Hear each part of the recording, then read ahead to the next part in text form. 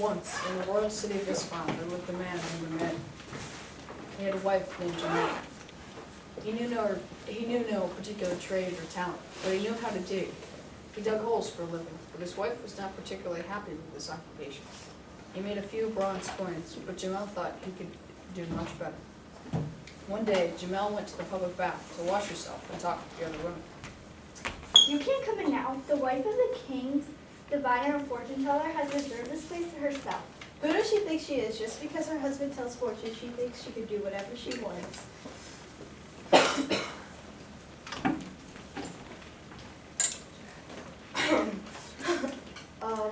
Tomorrow you will quit your job and work as a diviner at the marketplace. Mel, are you insane? I don't know anything about how to be a diviner. You don't need to know anything. Just roll the dice and mumble something intelligent, then you'll swallow it right up. I wonder what got her into such a tizzy.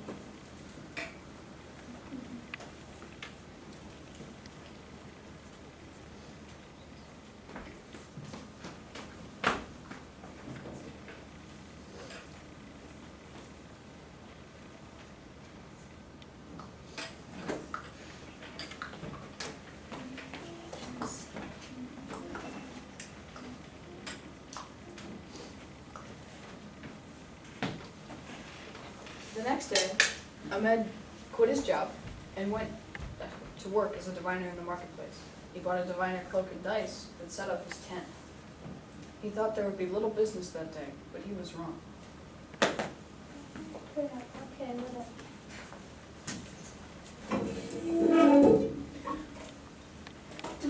Diviner, help me. What can I help you with? I lost my most valuable ring when I went to the bath today. It so happened that Ahmed spied a small hole in the lady's dress. He remembered what Jamel had told him about fortune telling and making something up, so he decided to mention it. Well, I see a hole. Is that relevant? A hole? Oh yes, a hole. That was weird. I mentioned a flaw in her outfit. She thinks I've solved her problem. I've forgotten that I put it in the hole at the bath today, so no one would have stolen it. Here you go for your excellent work. Thank you.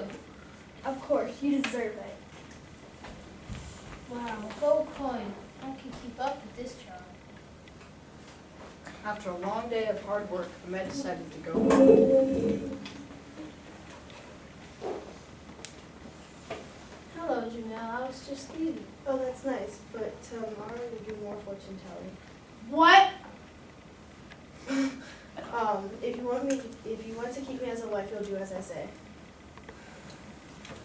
What happened to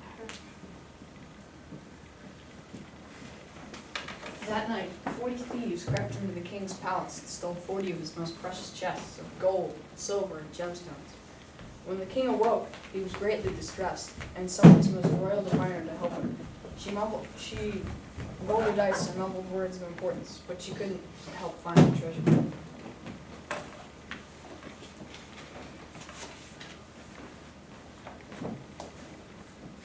I'm sorry, my king. My inner eye has been clouded in the presence of the treasure. You are a fraud! To the dungeon with you, so that you may rot with all my other prisoners.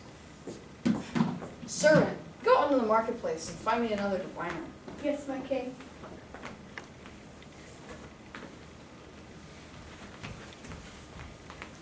The diviner. Diviner, my treasury has been robbed of 40 chests. What can you tell me about the thieves? Well, I can tell you there were 40 thieves. Amazing! Not even my head diviner could have told me as much. But now you must tell me where the treasure is. Well, that's going to take a pretty long time. How long? 40 days, one for each thief. Very well. You shall have 40 days. If you succeed, I'll make you rich. If not, you go to the dungeon like I threw my last diviner. We can make it. Oh, my servant, we have much to discuss.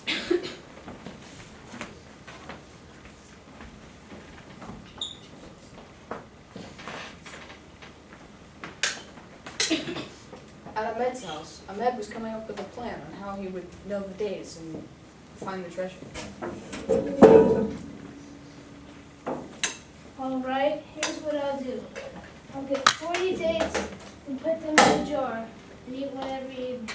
That'll tell me when my 40 days are up.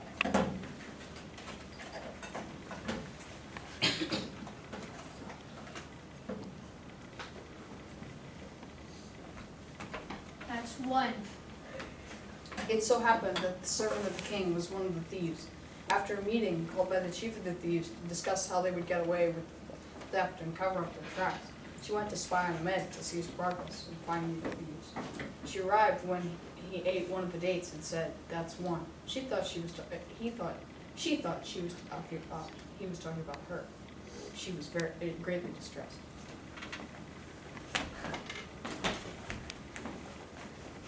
Chief, we've been compromised.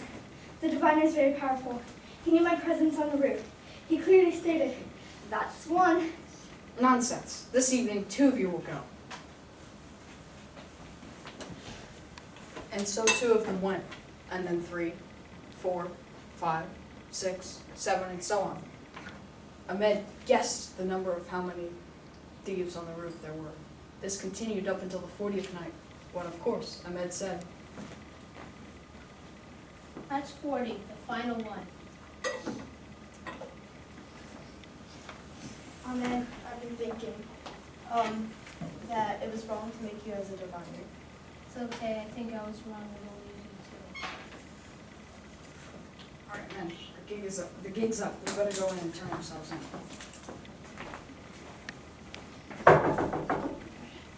All right, I know why you're here. Of course you do, almighty diviner. Nothing can be hidden by your power. Please, please, please, please, please don't turn us in.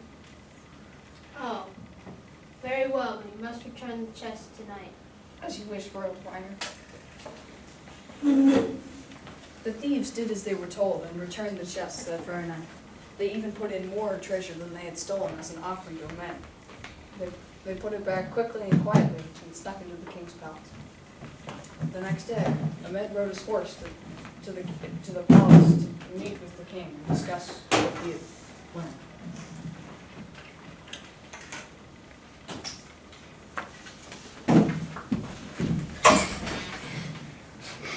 My king, I've solved your problem, but I'm afraid I can only solve one of your problems.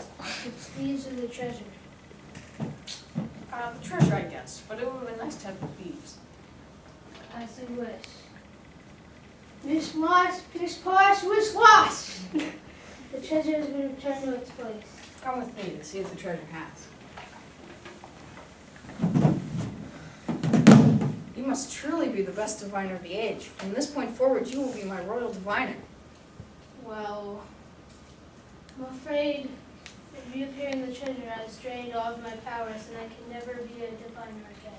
What a shame. Well, this evening, you will take 2 chests with you. How's your reward? Thank you, my king. And so Ahmed returned home with safe, happy, a good deal wiser, and rich. And as any good diviner could have foreseen, they lived happily ever after.